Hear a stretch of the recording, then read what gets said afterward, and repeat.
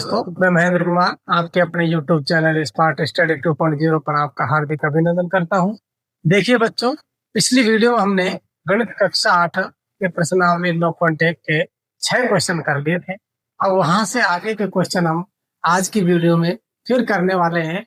तो समय को ना खराब करते हुए चलिए चलते हैं क्वेश्चन की तरफ। क्वेश्चन नंबर 7 मैंने लिख दिया है। देखिए क्या कहता है। किसी भवन के फर्श में समचतुर्भुज के आकार की 3000 टाइल है। इस प्रकार की कुछ समचतुर्भुज के आकार की 3000 टाइल है। समान समान ऐसा चतुर्भुज जिसकी चारों भुजाएं बराबर हो उसे हम समचतुर्भुज कहते हैं। तो ये 3000 टाइल है कुछ इस प्रकार की। इनमें से प्रत्येक के विकर्ण, एक विकर्ण बच्चों 45 सेंटीमीटर का है, वो मैं लिख देता हूँ 45 सेंटीमीटर। एवं दूसरा विकर्ण है आपका बच्चों छोटा वाला है जो ये 30 सेंटीमीटर का है। ये 30 सेंटीमीटर लंबाई का है। अब क्या कह रहा है क्वेश्चन, ये टोटल 3000 टाइल है। सेम इसी प्रकार की एक टाइल का जो क्षेत्रफल होगा उतना ही क्षेत्रफल दूसरी टाइल का, तीसरी टाइल का, चौथी टाइल का, इसी प्रकार से 3000 टाइलों का क्षेत्रफल हो जाएगा। जितना क्षेत्रफल इसका उतना ही क्षेत्रफल की सारी टाइलें। तो एक का यदि क्षेत्रफल हम निकाल लेते हैं तो उसी को 3000 से मल्टीप्लाई करके 3000 टाइलों का क्षेत्रफल निकाला जा सकता है। आगे क्वेश्चन में क्या कहा गया है, 4 रुपए प्रति वर्ग मीटर की दर से इस फर्श को पॉलिश कराने का व्यय ज्ञात कीजिए। हमसे बच्चों खर्चा पूछा है। क्या पूछा है, 4 रुपए प्रति वर्ग मीटर। अच्छा, माप सेंटीमीटर में है और खर्चा वर्ग मीटर में बोला गया है। तो चलिए पहले तो क्षेत्रफल निकालते हैं। देखिए हमें दिया क्या है, पहले वो देख लेते हैं। दिया है टाइलों की संख्या, टाइलों की संख्या वो है बच्चों 3000। और दूसरा पॉइंट दिया हुआ है इसके विकर्ण। विकर्ण हमें दे रखे, एक तो है 45 सेंटीमीटर तथा दूसरा है 30 सेंटीमीटर। ये हमें दे रखे हैं। अब ज्ञात क्या करना है बच्चों, ज्ञात करना है 4 रुपए प्रति वर्ग मीटर की दर से पॉलिश कराने का व्यय। 4 रुपए ऐसा लिखो, इसको इस प्रकार से लिख दीजिए। प्रति वर्ग मीटर मतलब 1 वर्ग मीटर पर पॉलिश का खर्चा, इस प्रकार से लिख दीजिए। प्रति वर्ग मीटर का मतलब होता है 1 वर्ग मीटर पर, 1 वर्ग मीटर पर पॉलिश कराने का खर्चा 4 रुपए। 1 वर्ग मीटर का खर्चा है बच्चों 4 रुपए। अब जितना वर्ग मीटर आएगा उतना ले, उसी से हम 4 को मल्टीप्लाई कर लेंगे। तो चलिए पहले तो निकालते हैं एक टाइल का क्षेत्रफल। एक टाइल का क्षेत्रफल किस प्रकार से निकालेंगे बच्चों, इसका सूत्र क्या है, विकर्ण गुणा विकर्ण बटे 2। इस प्रकार से आपको सूत्र याद होना चाहिए। एक टाइल का क्षेत्रफल निकालने का सूत्र है विकर्ण गुणा विकर्ण बटे 2। तो इस प्रकार से हम निकाल सकते हैं। चलिए इधर कर लेते हैं। एक विकर्ण कितना 45 का गुणा दूसरा है 30 का, विकर्ण गुणा विकर्ण बटे 2 हो गया। देखिए बच्चों 2 से ये 15 बार में कट जाएगा और जब इसे मल्टीप्लाई करोगे आप तो 15 5 75 और 15 चौके 60 और 7 67। इतना वर्ग सेंटीमीटर, इतना वर्ग सेंटीमीटर ये आ गया है। तो देखिए बच्चों ये अपने पास सेंटीमीटर में ही माप है बिल्कुल। अब इसे मीटर में बदल लीजिए। तो देखिए किस प्रकार से बदलेंगे, अपन को पता होना चाहिए क्योंकि 1 वर्ग मीटर बराबर होता है 100 सेंटीमीटर। लेकिन यहाँ पर स्क्वायर है तो 100 गुणा 100 से भाग देना पड़ेगा। इस प्रकार से 675 बटे 100 गुणा 100। अब ये बन गया वर्ग मीटर। अब ये क्या बन गया बच्चों? वर्ग मीटर। तो चलिए किस प्रकार से करोगे? नीचे कितनी जीरो? नीचे 4 जीरो, तो ऊपर 4 अक्षर छोड़ के पॉइंट लगाना है। तो अपन लगाएंगे 5 7 6। तो 5 7 6, 1 2 3, और यहाँ पर लगा दो इस प्रकार से पॉइंट। यहाँ पर लग जाएगा, थोड़ा सा मैं नीचे लिखता हूँ, 100 वर्ग सेंटीमीटर। 1 मीटर, हाँ 1 मीटर बराबर होता है 100 सेंटीमीटर। स्क्वायर लगाओगे तो 100 गुना 100 हो जाएगा। तो देखिए बच्चों, यहाँ पर लिखना है आपको 5 6 675 है ये, सॉरी 675, और 4 अक्षर छोड़ के पॉइंट लगा दोगे तो ये हो गया वर्ग मीटर। किस प्रकार से हो जाएगा? ध्यान से देखिए, नीचे 4 जीरो, तो ऊपर 4 अक्षर 1 2 3। अपने पास 3 तो थे, लेकिन एक जीरो और लगा दीजिए, 4 अक्षर बनाने हैं तो यह पॉइंट लग गए, इतना वर्ग मीटर। अब निकालते हैं इसका खर्चा। खर्चा देखिए, खर्चा क्या है? चूंकि 1 वर्ग मीटर पर पॉलिश कराने का खर्चा, पॉलिश कराने का खर्चा है बच्चों 4 रुपए। 1 वर्ग मीटर का खर्चा है बच्चों 4 रुपए, लेकिन हमें 1 वर्ग मीटर पर नहीं, इस पर पॉलिश करानी है। इस पर करानी है, अपन को करानी है 0.0675 वर्ग मीटर पर पॉलिश कराने का खर्चा। सुनिए बच्चों, थोड़ा सा अपन भूल गए थे। यहाँ पर अभी मल्टीप्लाई नहीं होगा। टाइलें बच्चों 3000 थी। टाइलें कितनी थी बच्चों? 3000। ये तो एक ही टाइल का खर्चा निकल रहा है ना, ये एक ही टाइल का खर्चा निकल रहा है। तो इसको ऐसा करो, पहले 3000 का निकालो एक साथ। ये तो एक टाइल का है, तो 3000 टाइलों का क्षेत्रफल कितना हो जाएगा? ये एक टाइल का है बच्चों, यहाँ पर ध्यान नहीं दिया अपन ने। एक टाइल का क्षेत्रफल है ये, 3000 का निकालना है। तो देखिए 3000 टाइलों का, 3000 टाइलों का क्षेत्रफल। तो चलिए गुणा करते हैं इसे। 3000 से 0.0675 गुणा 3000। 3000 से गुणा करोगे 1 2 3, 3 पंजा 15, 3 सत्ते 21 और 1 22, 3 छिकी 18 और 2 20। अब पॉइंट लगाओगे 4 अक्षर बाद, तो आपका आएगा 202.50 वर्ग मीटर। ये 3000 टाइलों का क्षेत्रफल आ गया बच्चों। अपन ने कितने का ले लिया था पहले? एक ही टाइल का खर्चा निकाल रहे थे, उससे भी कोई फर्क नहीं पड़ता। एक का इतना खर्चा, तो फिर 3000 से गुणा कर देते तो भी यही आंसर आता। तो चलिए मैं इधर निकाल लेता हूँ खर्चा। 1 वर्ग मीटर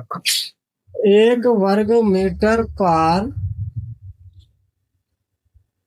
पॉलिश का खर्चा। 1 वर्ग मीटर पर पॉलिश कर रहा है वो, तब हमसे बच्चों 4 रुपए ले रहा है 1 वर्ग मीटर का। लेकिन हमें 202.50 वर्ग मीटर पर कराना है। 202.50 वर्ग मीटर पर पॉलिश का खर्चा। पॉलिश का क्या निकालना है बच्चों? खर्चा निकालना है। तो 202.50 गुणा 4, तो 0 5 के 20, 4 दूनी 8 और 2 10, 4 दूनी 8, 810 रुपया। बच्चों आपका जो खर्चा आएगा ना, वो 810 रुपये का आ जाएगा। यही आपका फाइनल आंसर होगा, कोई दिक्कत नहीं है। देखिए बड़ी आसान सी कैलकुलेशन थी, एक बार से और मैं रिवाइज करा देता हूँ। हमने एक टाइल का क्षेत्रफल निकाला इस प्रकार से, विकर्ण गुणा विकर्ण बटे 2, इससे 1 का निकलेगा। और हमने जब इसको कट करके हल किया तो इतना है। ये वर्ग सेंटीमीटर में था, हमें इसे वर्ग मीटर में बदलना है, तो 100 गुणा 100 से भाग दे दीजिए। ये वर्ग मीटर में इतना है। ये एक टाइल का क्षेत्रफल आया है इतना वर्ग मीटर। टाइल थी 3000, तो 3000 से गुणा को कर दिया हमने, तो अपने पास मान आया 202.50 वर्ग मीटर। इसका खर्चा हमें निकालना है 1 वर्ग मीटर का खर्चा तो 4 रुपए ले रहा है, 2 वर्ग मीटर का पूछता तो 2 से गुणा करते, लेकिन हमारे पास तो इतना वर्ग मीटर, तो इसी से करेंगे ना मल्टीप्लाई, तो 810 रुपए का खर्चा तो आपका आ जाएगा। चलिए करते हैं नेक्स्ट क्वेश्चन, ये आपका क्वेश्चन होता है कंप्लीट। देखिए बच्चों, क्वेश्चन नंबर दूसरा मतलब 8वां, अगला नेक्स्ट क्वेश्चन हमने लिख लिया है। क्वेश्चन क्या कहता है, देखिए, मोहन एक समलम के आकार का खेत खरीदना चाहता है। मोहन है और वो समलम के आकार का कोई खेत है, उसे खरीदना चाहता है। इस खेत की नदी के साथ वाली भुजा सड़क के साथ वाली भुजा के समांतर है। ये नदी है, ये सड़क है, इनकी ये दोनों भुजाएं आपस में समांतर है। और क्या कहा गया, और लंबाई में दुगनी है, और लंबाई में दुगनी है मतलब जो नदी वाली भुजा है सड़क के पास वाली भुजा से 2 गुनी लंबाई। कहने का मतलब क्या है, यदि ये वाली भुजा, कौन सी वाली, यहां से यहां तक, यदि ये वाली भुजा 10 सेंटीमीटर है, तो यहां से यहां तक ये वाली भुजा, जिसे मैं हाईलाइट कर रहा हूं, यहाँ तक, यदि ये 10 है तो फिर ये 20 है। दुगनी का मतलब क्या है, यदि ये 100 है तो ये 200 है, दो डबल है इसका। तो जो नदी के साथ वाली भुजा है वो सड़क के पास वाली भुजा से 2 गुनी है। तो बच्चों यदि मैं इसे ए मान लेता हूं, तो ये तो इसकी दुगनी 2a ही बनेगी ना, ये 2a हो जाए। आगे क्या कह रहा है, यदि खेत का क्षेत्रफल बच्चों हमें दे दिया है 10,500 वर्ग मीटर और 2 समांतर भुजाओं के बीच की दूरी 100 मीटर है, नदी के साथ वाली भुजा की लंबाई ज्ञात कीजिए। तो बच्चों हमें तो ये भुजा पता कर लेनी है। चलिए क्या दिया हुआ है वो लिखते हैं। दिया है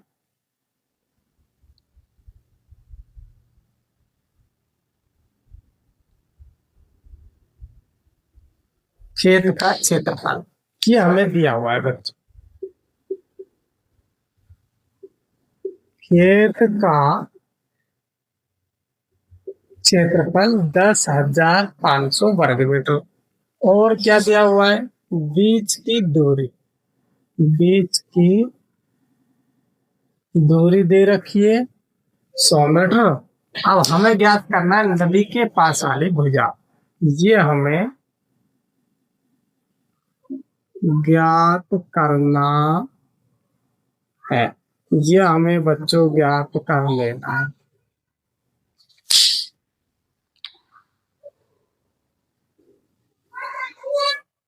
नदी के पास वाली